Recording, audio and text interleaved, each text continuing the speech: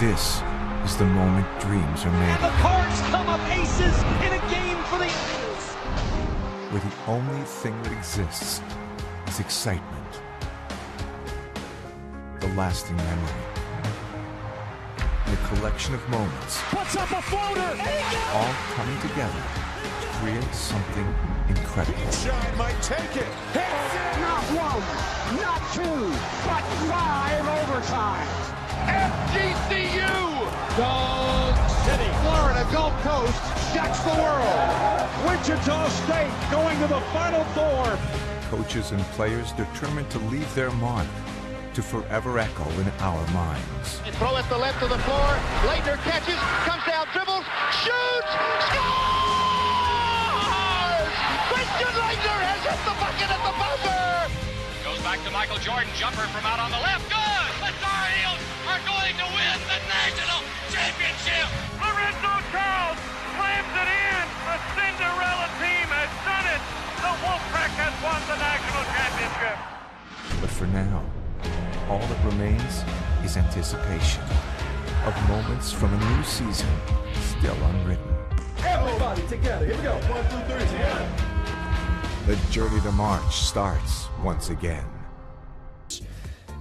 And let me do the math. 22 Final Fours. Still to come. We're going to kind of have you diagram this play up. It's a play that you guys did against North Carolina last year to get fun with the ball underneath. It sets the multiple screens up top, the chips down. Coach. Sean Farnham here with Duke Blue Devils head coach Mike Krzyzewski. And coach, you do such a great job isolating the talents and trying to clear out space to allow your players to flourish. Take a look at a play that you were able to run with your interior presence and how you get your big man open. Well, in this play, we tried to do something special to get our big man moving, Mason Plumlee, and then get him back in the pose. So it starts off with initial action where we hit the wing and then cut through. And then the main man on the play is number 5, and he comes, and initially he screens. And you take a look for a 5-4 ball screen, and you look at that, but then he comes and screens again on the ball. And when he does, he comes in, 5 rolls, and 4 comes out. And you end up having 4 and 5 who started out here are now here. And they work together, and Mason gets the ball inside and is able to go to work. All right, let's take a look at how this play worked against North Carolina as we take a look in the offense. And there's Mason Plumlee, as you talked about, coming up, setting that screen. Then he's going to go set the on-ball screen. And what I love about this, coach, is the spacing that you have right here where you've got him isolated and he can choose pretty much which way he wants to turn on the block. Well, one of the key things about basketball is to keep spacing. We use the three-point line as a spacer. But what a lot of people don't realize is that the best way to get a guy open sometimes is to use him as the screener. And that's what Mason did twice. And then he was really the guy who gets the ball and you make the defense move. It's a great way to start the game. This was right off the tip at North Carolina, and execution in the half court is something your teams have really flourished with over time, especially when you look at last year. They were 9th best in the nation in limiting turnovers per 40 minutes a game. He is, of course, the all-time winner.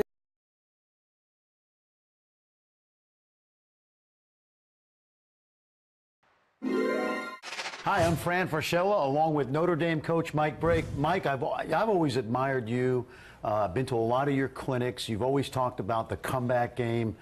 To me, you're one of the best in the country, I think, at getting your team down early, but then making those furious comebacks. Last year, you had one for the ages, the 5 overtime game against Louisville. Talk about the mindset you had going into that comeback and what you're trying to accomplish. And then let's see if your players, particularly Jerry and Grant, can execute what you wanted late in the game. Well, that's a game situation, Fran. We like to work on a lot. You know, just be down big with 50 seconds left and see what you can do. Include prayer at our place to make an unbelievable comeback. I think it has to be the most famous 50 seconds in the history of Notre Dame basketball with what Jaron Grant pulled off. Let's take a look at it. All right, and then you tell us. You know, you describe right here what we've got, and Right off the bat. Right off the bat, we get it right into him again. We're down 8. It's not looking good. Notice my arms folded. So that's the arms folded. Arms folded was the call where Jaron take a 3 quick. Okay. Fingers crossed in one of those. Perfect execution. Perfect. We executed that. Worked on it the day before. Right. Here we are again, full court. Now I'm kneeling. The kneel play also is let's go left and get that challenge jump shot off. And as you see, he comes, rocks back. I stand up and grab the belt. He knew that. He knew that. He glanced at me. Here we go on the third one. Worked on this the day before, too. You know, 2, 3 guys on you. I'm down on one knee. But as you see, Fran, as he goes into his shot, go ahead and run it there. Right, but I want to point out, he's got great peripheral vision. He does. He knows when you stand up, he's supposed to just fire. He sees there's going to be 3 guys guarding him, but he also, with out of his right eye, he looks, I stand up, that means let it rip. Okay, perfect. And another one, and again, we worked on it the day before, over and over again, game situations. Game situations. Now we're going to look at it a little differently. Notice I'm standing differently, and the point. That's the call. See, that's the great. point, and here we go. This time, we're going to throw the old change on him, drive it to the basket. So he knows, like, let's not shoot the jumper one more time. No Jay now. Let's take it to the well and get fouled and get this thing into overtime. You know, this is amazing coaching. You know, it's again, you know, game situations. We pride ourselves on working on game situations daily. Well, you know, I've been a big admirer of your late game stuff. You worked for Morgan Wooten at DeMatha, and the way you carry it over at Notre Dame. What I love most about that game is the crowd, the Irish crowd that left. They all tried to get back in the building. Many of them. Yeah, that's great for concessions. Yeah, they put more hot dogs back on the grill since we played 5 overtimes. Unbelievable. Hey, thanks for sharing this stuff, and I hope you haven't given away any secrets. More to come. Okay. More to come. Thanks, Coach. Thank you. How about that, huh? How about that? Touchdown Jesus does wonders for football. Yeah. We made it a 3-point Jesus somewhere. They have a built-in grotto in their locker room. I mean, it's perfect. You see what Mike Bray's done? There could be a movement that direction. Part of ACC Media Day, of course, the mascots. Cavman is completely and utterly baffled by modern technology. Tony Bennett, though, he's not. He can coach a little bit. Here he is, Coach's Clicker with Sean Farnham. Sean Farnham alongside Virginia head coach Tony Bennett. And, Coach, you have one of the most dynamic scorers in all of college basketball, but certainly in the ACC with Joe Harris. And you have numerous ways to open him up and find him shots. Yeah, well, this is just a simple play. We call it C for Cavaliers.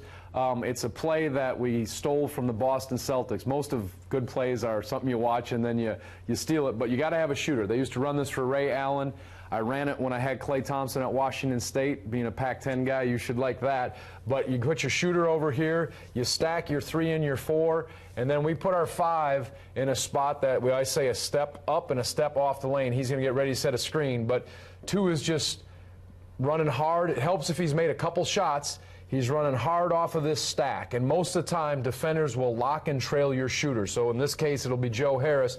He's running, he's trying to get a little lead, and if they tag him over the screen, he's really slingshotting around here, getting as much speed as he can. We kind of trace it with the ball and then bring the ball over here, and then he's flying off this screen. As I said, where this guy sets the screen is important, and if he's got a little bit of a lead, if he's open, we give him the ball, but the X5 has got to make a decision. He's either got to help to bother the shooter here, or he's got to stay at home, which will get a shot. And as you'll see in the clip, they jump out and we slip it. And again, when you have a guy who's hot, you put this X5 or X4 in spots where you open up the key, and again, we made the read. But if they didn't jump out, Joe would have had a rhythm 3. So let's take a look at it, Sean. Yeah, we look at this. It was run against North Carolina, at North Carolina.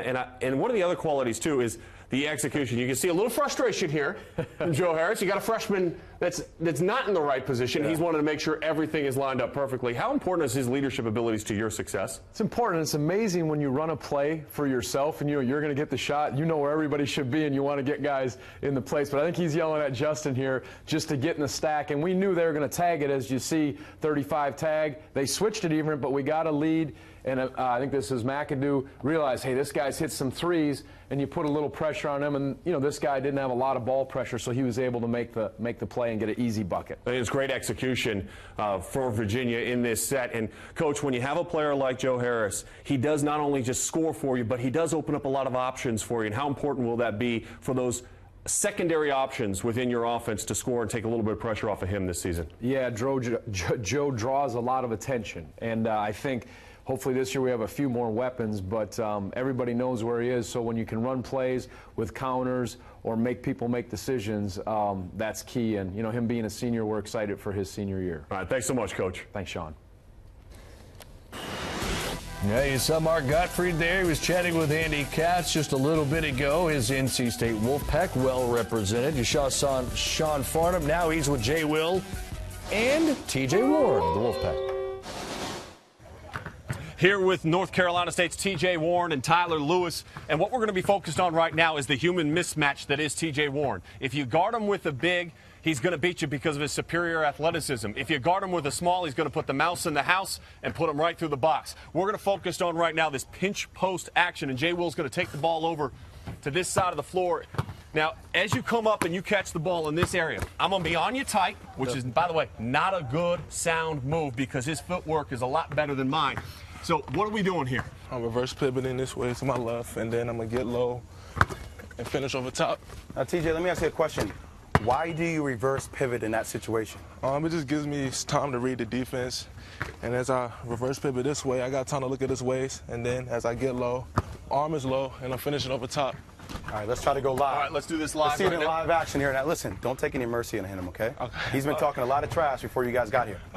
Here we go. Here we go, right here. Coming in.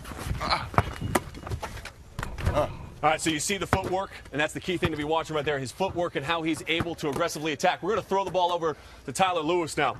I'm going to be screened on the play. This is going to create a mismatch on the opposite block. All of a sudden now you're going to have a guard on you to attack, all right? So here we go. So I'm trying to get low to the ground because I'm a smaller guy. I'm 6'2", trying to defend you, right? So I have a low center of gravity, and I'm trying to keep you off the block. How are you going to beat me? Get low like this. Finish over the top. Just try to get low and overpower me? Yeah. Finish over the top of me? Finish over the top. That seemed a little bit too easy. Let me try to all right, come on. bulk up here. Here we go. Coming in. Okay. I'm going to try to get close to the basket. Okay. Well, there we go. The Wolfpack need all the scoring they can get, considering they lost 79% of their scoring from last season. But this young man right here, TJ Warren, was 11th in the country in field goal percentage at 62%. Main reason why the Wolfpack will probably be one of the top teams in the ACC this year. There you go. Signature move. 3 new mascots in this conference trying to spell ACC on the court. We're here with the Pittsburgh Panthers, the newest addition to the ACC. You have Lamar Patterson on the left. You have Talib Zana on the right.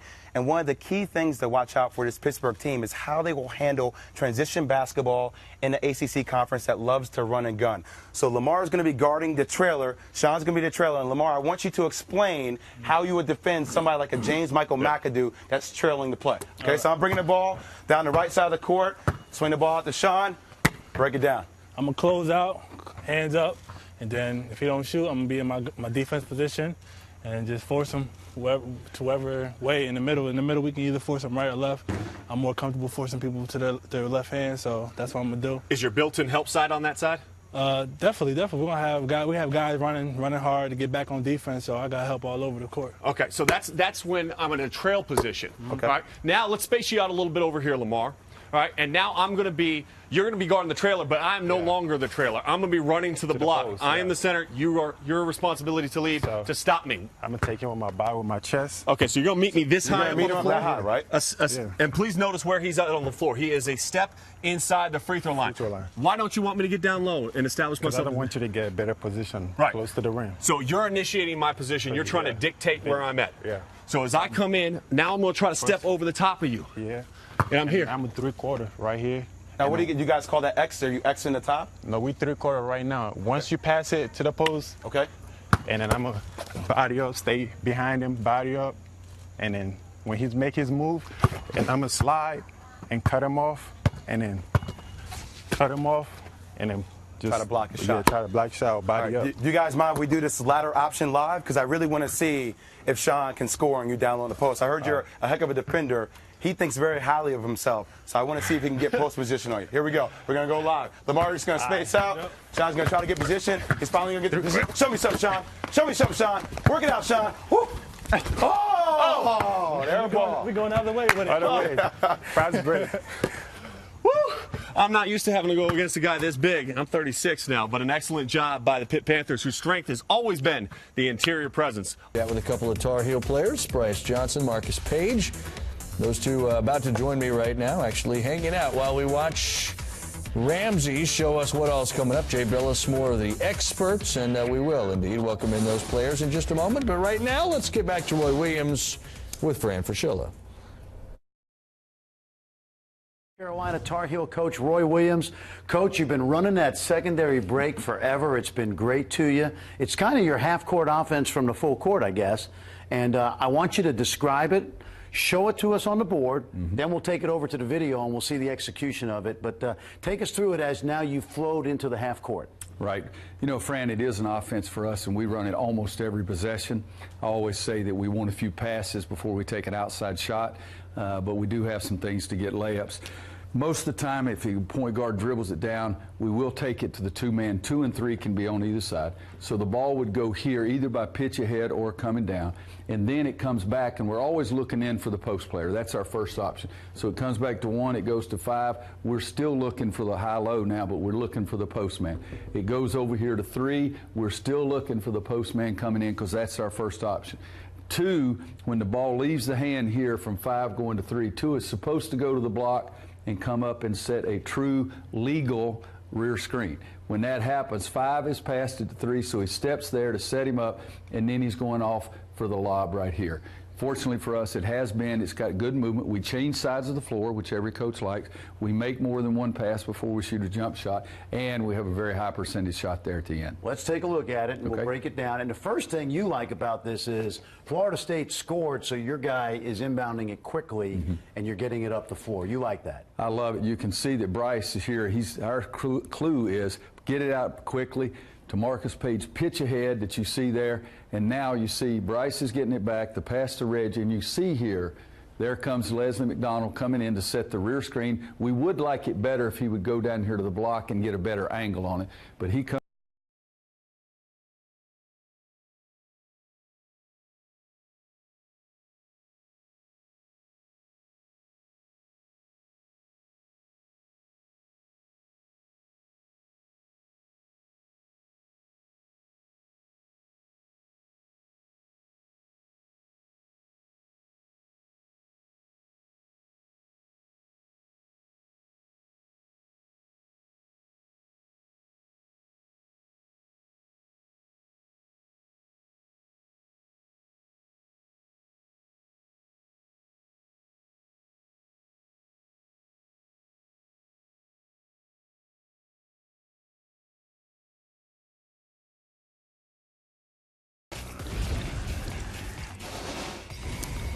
The Miami Hurricanes had a breakout season last year in the ACC, winning the regular season and the postseason tournament title before going all the way to the Sweet 16. This team's lost a lot. Some of the top 3-point shooters in the ACC last year. Kenny Kaji was a pop 4. Yeah, Trey McKinney-Jones was a good 3-point shooter. Shane Larkin, Durant Scott. But we have 2 pretty good faces here, and Ryan Brown and Garius Adams. Now, look, this is going to be a challenge. First person to make 3 3-point shots, I'm going to choose Ryan because we've been working together in the offseason. All right, well, what can Brown do for you? I'm going with Mr. Adams, coming back from missing all of last season with a knee injury. And the key here, guys, is we're going to pass you the ball, but you got to talk while you shoot. The first one to make 3 wins.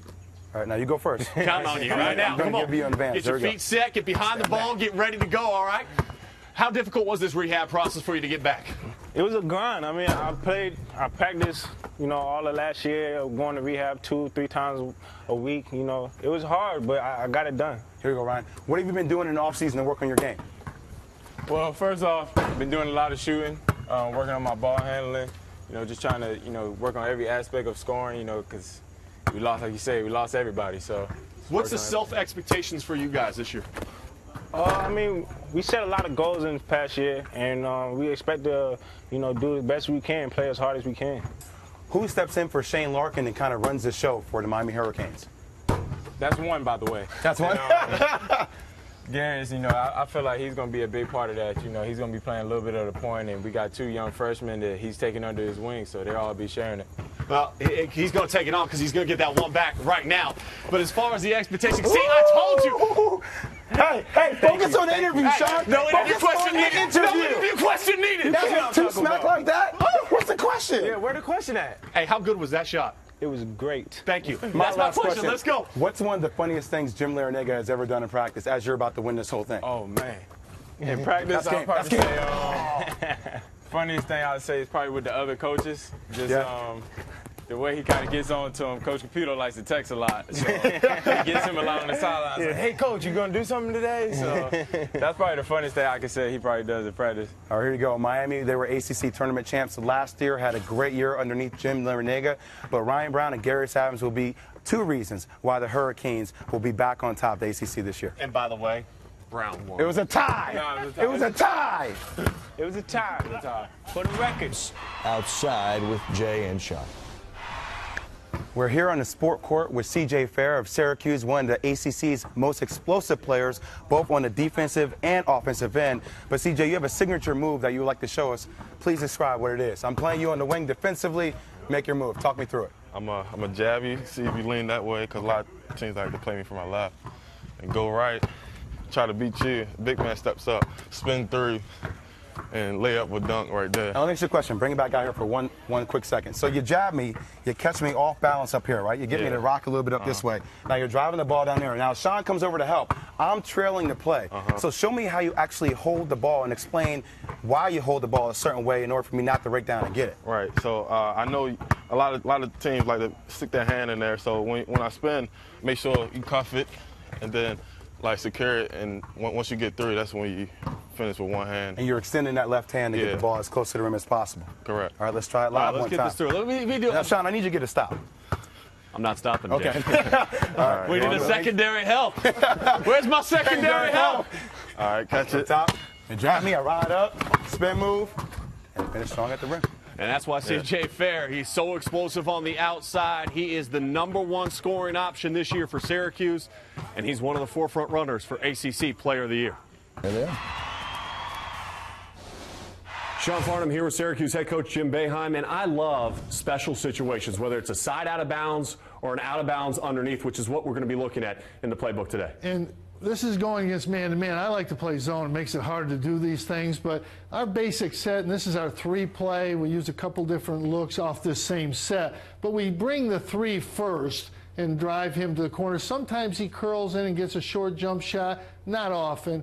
The one man fakes the back door, comes right out behind him, again looking in this area. We're really trying to do this for the 4-man. He can come here for the ball, or he can dive to the weak side, which is what I think we're going to see here in Villanova, Villanova game. A great example of execution in this situation. First guy goes through. Second guy, and now he reads that normally we go to the ball. We're coming away, and we've cleared the weak side. Sometimes we don't clear this out, so he doesn't have to worry about coming down here. He sees that, C.J. Fair reads that, gets down, gets a real good look, knocks it down. And he's left-handed, so he's going to his strong hand, too. How much of a point of emphasis do you place on those kind of situations, especially out of bounds underneath? Well, I think if you can get the ball in that area, it's the best shot you're going to get. You know, I mean, you can run your offense for 15, 20 seconds and not get the ball in that area. So you take advantage of those situations when you can. And you can take advantage of it with a player like C.J. Fair, who you have back once again this season.